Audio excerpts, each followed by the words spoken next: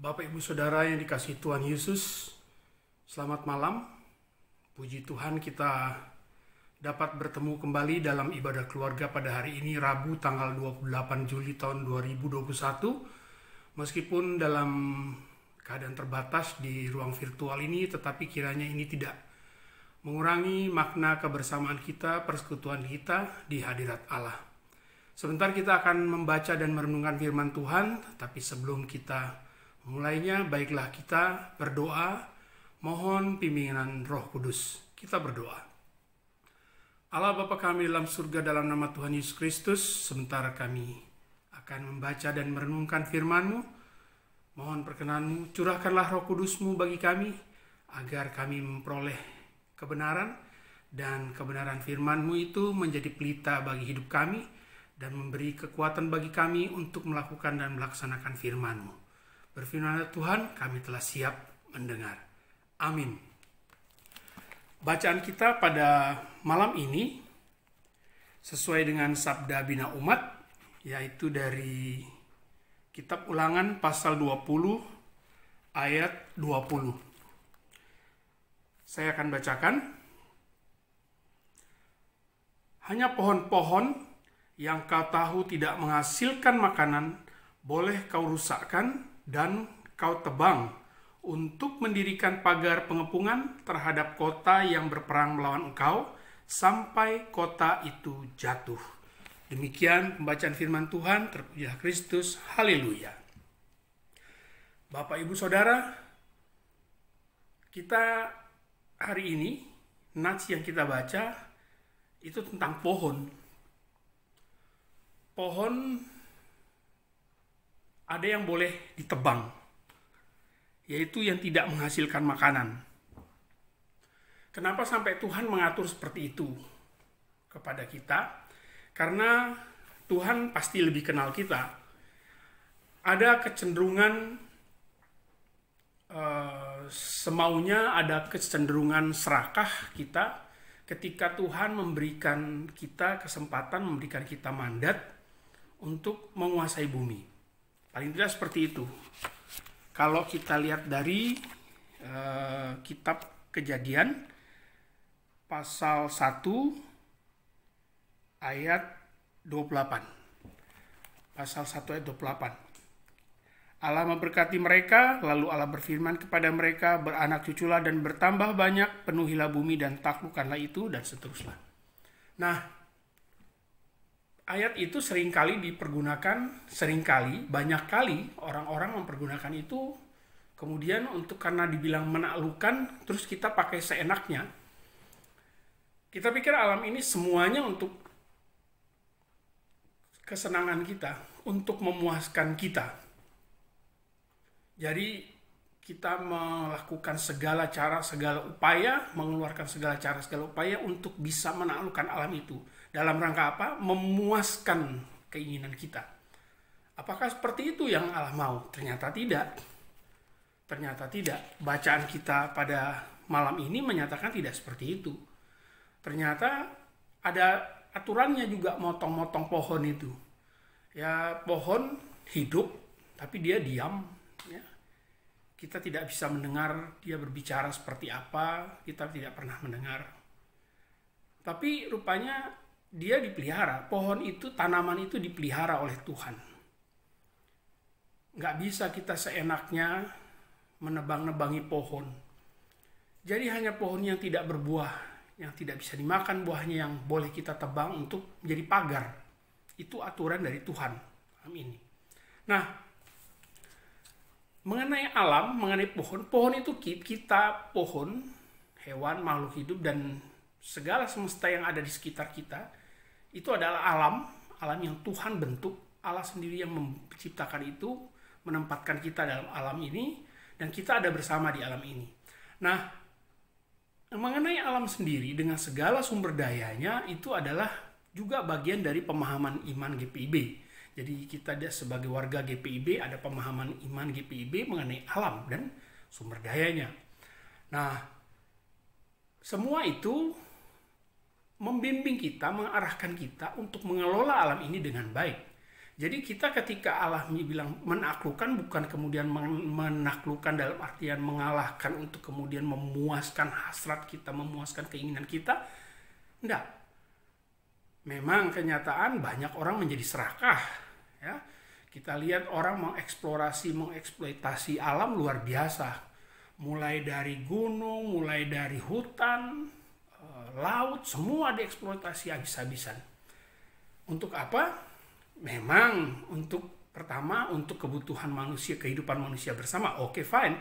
Tapi berikutnya adalah apa? Hanya untuk memperkaya diri, mau serakah. Ya, keserakahan ini yang kemudian membuat alam menjadi rusak. Nah, nggak bisa kita menyepelekan alam.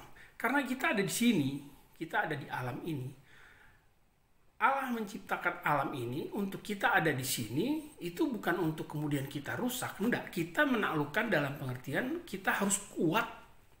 Karena kenapa? Karena di alam ini ya kita lihat ya ada perubahan cuaca, ada perubahan banyak macam-macam. Ya, ada angin ribut, ada gempa bumi, itu peristiwa alami. Nah, kita menaklukkan itu dalam pengertian kita mesti kuat. Kita tahu ada gempa, kita bisa tahu. Oh, gempa itu datangnya biasanya periodenya segini. Oh, banjir itu ketika hujannya volume begini, keadaan alam begini. Itu penaklukan. Jadi penaklukan secara cerdas, bukan kemudian kita bikin tidak ada dia. Tidak seperti itu. Tidak akan bisa kita menghilangkan itu. Bagaimana kita bilang kita menaklukkan banjir, kemudian kita hilangkan airnya? Nggak mungkin. Nggak mungkin. Ya kan? Jadi ketika kita bilang penaklukan dalam pengertian kita taklukkan banjirnya, bagaimana caranya? Kita tahu, oh bulan-bulan sekian akan musim hujan, ini periodenya dia datang dalam jumlah besar, volumenya begitu banyak, sehingga akan banjir. Nah, itu harus kita kendalikan. Pengendalian ini yang kita taklukkan, sehingga ketika dia datang, dia tidak akan membuat kita susah. Itu penaklukan. Bukan kemudian kita eksploitasi habis-habisan, airnya kita mau bikin jadi apapun, kemudian kita lihat sungai menjadi kotor, kita tidak rawat, kita anggap itu menjadi tempat sampah. Enggak seperti itu. Kalau seperti itu, wah, habis kita. Akhirnya kita kehabisan sumber daya air, kita kehilangan sumber daya air bersih kita semakin langka. Padahal air adalah salah satu sumber kehidupan yang primer. Kita butuh air untuk kehidupan. Ya, untuk minum, untuk masak, ya, untuk membersihkan tubuh, banyak macam. Tapi paling tidak kita harus minum. Nah, kalau air bersih semakin langka, atau pengadaan air bersih langka, kemudian pengadaannya pun membutuhkan teknologi dengan biaya besar, kita akan repot. Kenapa? Kita pasti harus membeli dengan harga yang sangat mahal. Itu kenapa? Karena kita ternyata interaksi kita dengan alam tidak baik. Kita hanya mengeksploitasi, tapi kita tidak merawat. Kita bukan hanya tidak merawat, kita juga tidak sayang. Ya kan, bagaimana kita mungkin bisa sayang kalau kita tidak pernah merawat? Nah, firman Tuhan pada malam ini mengajak kita untuk merawat alam. Menaklukkan alam, pakai itu untuk kehidupan, tetapi juga rawat. Kenapa rawat? Supaya hidup kita pun nyaman. Jadi kita bisa dapat semua kebutuhan kita dari alam, tapi kita juga bisa hidup nyaman bersama alam ini. Ya, bersama alam ini. Bukan rahasia, kan semua di situ pengetahuan sederhana saja bahwa pohon-pohon yang ada di gunung itu juga menahan air. Ya. Terus kita datang ke sana, kita naik ke gunung, kita rasa udaranya sejuk, kita mau mendirikan rumah. Kita tebang-tebangi pohonnya. Akhirnya kesejukan yang pernah kita rasakan itu pun hilang. Ternyata pohon yang kita tebang itu nggak ada lagi untuk menahan air hujan ketika datang, sehingga air langsung turun menerjang kota. Jadi akhirnya yang dulunya kotanya aman-aman saja kok sekarang jadi sering banjir kalau hujan. Ya rupanya ada persoalan jauh di hulunya, rupanya ada persoalan. Nah, kenapa seperti itu? Artinya kita nggak bisa berpikir diri kita sendiri. Kita harus tahu bahwa kita tidak bisa hidup sendiri. Kita hidup di alam ini, bersama alam ini. Lebih dari itu, kita ada bersama orang lain yang juga harus kita pikirkan. kebersamaan ini di alam ini membuat kita hidup nyaman, membuat kita dalam kebersamaan, dalam kehidupan yang baik. Nah, ini yang ingin Allah bilang pada kita, ingatkan pada kita. Satu ayat saja, tetapi mengingatkan kepada kita bahwa alam harus kita jaga. Kita tidak boleh sembarangan memperlakukan alam. Jangan kira ketika mereka alam itu diam kemudian kita bisa perlakukan semena-mena. Tidak boleh seperti itu. Tidak boleh. Betul tadi saya bilang, betul Allah bilang kita diberi kuasa untuk menaklukkan. Tetapi bukan menaklukkan dalam artian merusak sepuas-puasnya. Tidak boleh seperti itu. Tidak boleh seperti itu. Di tengah situasi sekarang, di tengah pandemi sekarang, orang pun banyak kesulitan ya. Banyak kesulitan orang untuk kehidupan karena terbatasnya ruang beraktivitas. Ya, tetapi kemudian tidak membuat kita menjadi pun membenarkan kita untuk berbuat sembarangan. Kita nggak boleh keluar rumah, ya udah buang aja sampahnya ke belakang rumah, ya kebetulan di belakang rumah ada kali, buang aja ke sana. Nggak gitu. Hidup harus tetap teratur, walaupun di tengah keterbatasan. Harus tetap teratur. Dalam keteraturan, itu yang Allah mau. Dalam keteraturan, kita berinteraksi dengan sesama, dengan alam pun seperti itu. Itu yang Allah mau. Nah, terlebih kita, warga GPIB, bahkan dalam pemahaman kita itu ada poin, ada satu item yaitu alam dan sumber daya alam. Nah, jadi lucu kan, jadi aneh ketika kita warga GPIB punya poin itu, punya item itu dalam pemahaman iman, tetapi nggak pernah kita laksanakan. Ya, jadi ceritanya itu cuman basa-basi, itu cuman lip service saja. Jadi dari firman Tuhan ada perintah, ya, ada perintah, ada pengaturan tentang bagaimana kita memperlakukan alam, tapi juga kita kemudian lanjutkan, kita tekadkan itu dalam pemahaman iman yang kita rumuskan bersama sebagai warga GPIB. Nah, dalam pemahaman iman kita itu mengenai pengelolaan alam, itu alam dari Tuhan, alam yang dikelola oleh negara, alam yang dikelola oleh kita pribadi-pribadi. Nah, pengelolaan ini yang biasanya nggak jalan. Pengelolaan ini yang biasanya dilalaikan atau sengaja dilupakan atau sengaja tidak dilakukan. Padahal pengelolaan ini adalah bagian terpenting sehingga alam ini terpelihara. Sehingga kita bisa menikmatinya hari ini. Dan kelak anak cucu kita turun-temurun akan tetap bisa menikmati alam ini dengan baik. Sehingga apa? Sehingga kuasa Tuhan, kuasa Allah, sehingga penciptaan itu tidak hilang, tidak rusak. Nanti anak cucu kita mungkin nggak bisa lihat pohon ini, nggak bisa lihat pohon itu, ya, nggak bisa lagi. Ya nggak usah jauh-jauh, sekarang udah jarang anak-anak berenang di kali. Kenapa? Kalinya kotor, nggak ada yang membersihkan. Bahkan pemerintah daerah yang punya sungai-sungai itu mereka tidak merawat. Perilaku manusia membuang sampah sembarangan, sampah rumahan sembarangan, sampah pabrik dibuang sembarangan ke sungai. Pemerintahnya tidak peduli. Ya. Nah, jadi sudah beberapa hilang itu. Hal-hal indah, hal-hal nyaman yang sebetulnya bisa dinikmati hilang. Kenapa? Karena kita tidak merawat. Kita tidak kelola. Pengelolaan ini yang sebenarnya juga penting. Jadi tidak hanya kita mengambil, tidak hanya kita menikmati, tapi kita juga punya tanggung jawab untuk merawat. Nah, kita ambil dengan teratur, ambil dengan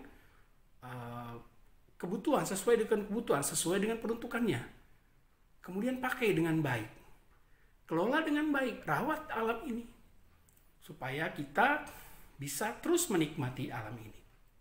Nah, kemudian kalau kita itu menjadi perilaku kita, di samping kita menjadi pelaku firman, ya, ini akan menjadi contoh, akan menjadi teladan buat keturunan kita, buat anak-anak, buat cucu, akan jadi contoh, akan jadi teladan. Kita bisa mengatakan kepada anak-anak kita, rawat pohon, rawat sungai, rawat lingkungan, jaga kebersihan. Semua bisa, kenapa? Karena kita memberi contoh. Tapi kalau kita tidak memberi contoh, perilaku kita tidak pernah menunjukkan hal itu, ya jangan harap. Jadi satu kali perintah Tuhan, satu kali Tuhan ingatkan, kita banyak yang kita harus lakukan.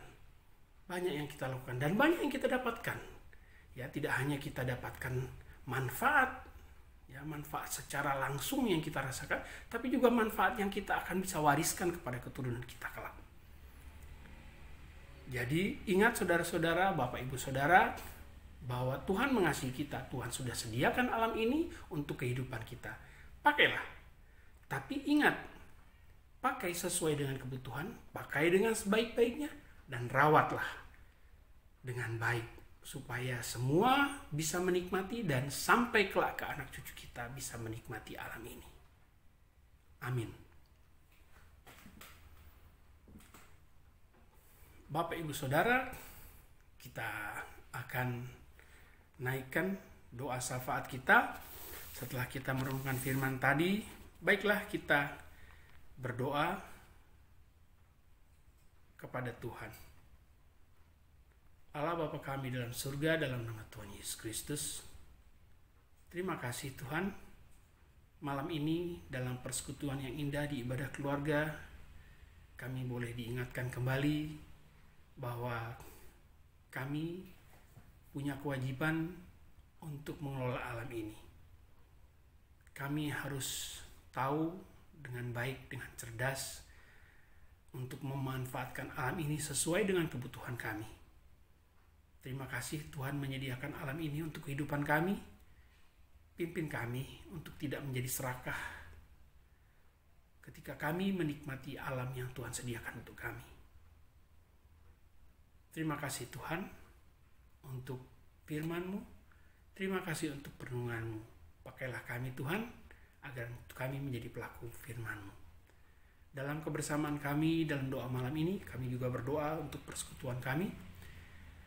Tuhan tahu situasi saat ini di tengah-tengah kami, dalam persekutuan kami pun dalam kebersamaan kami sebagai warga bangsa, kebersamaan kami di dalam kehidupan bersama di dunia ini, tengah dalam situasi yang begitu menakutkan Tuhan Yesus. Pandemi COVID belum lagi selesai. Berita-berita yang kami dengar begitu mengerikan dan menyedihkan. Tuhan Yesus, tolong Tuhan, tolonglah kami dalam persekutuan ini, pribadi-pribadi bersama keluarga-keluarga. Tuhan tolong dalam kehidupan, berikan kesehatan, kekuatan. Tuhan tolong dalam penghidupan. Untuk anak-anak kami yang bersekolah, Tuhan sertai. Untuk rekan-rekan yang bekerja, Tuhan pun menyertai. Tuhan menyertai dan berkati pimpin Bapak Pendeta Agus Giarto yang memimpin kami. Tuhan menyertai pun presbiter, rekan-rekan pelkat, komisi, pegawai kantor. Tuhan berkati. Mohon berkat-Mu Tuhan untuk saudara-saudara kami yang sakit, yang terpapar COVID ataupun yang sakit karena berbagai hal. Tuhan tolong. Tuhan Yesus, kami pun mohon kasih-Mu Tuhan untuk bangsa dan negara kami, pemimpin-pemimpin kami, Bapak Presiden, Menteri, dan semua aparat yang sedang berjibaku untuk menolong kami mengatasi persoalan COVID ini. Tuhan berkati. Terima kasih Tuhan Yesus. Inilah doa kami Tuhan. Kami panjatkan padamu Bapa, dan kami alaskan doa ini dalam nama anak-Mu, Tuhan kami Yesus Kristus yang telah mengajar kami berdoa. Bapa kami dalam surga, dikuduskanlah nama-Mu, datanglah kerajaan-Mu, jadilah kehendak-Mu di bumi seperti di surga. Berilah kami pada hari ini makanan kami yang secukupnya, dan ampunilah kami akan kesalahan kami, seperti kami juga mengampuni orang yang bersalah pada kami. Janganlah membawa kami dalam pencobaan, tapi lepaskanlah kami dari yang jahat. Karena Engkau yang punya kerajaan, dan kuasa dan kemuliaan, sampai selama-lamanya. Amin. Bapak Ibu Saudara, terima kasih untuk kebersamaan kita pada malam hari ini. Jadilah pelaku firman Tuhan, rawatlah alam di sekitar kita, karena kita ada bersama alam. Kita ditempatkan Tuhan di alam ini dan kita harus merawat alam ini. Tuhan Yesus berkata,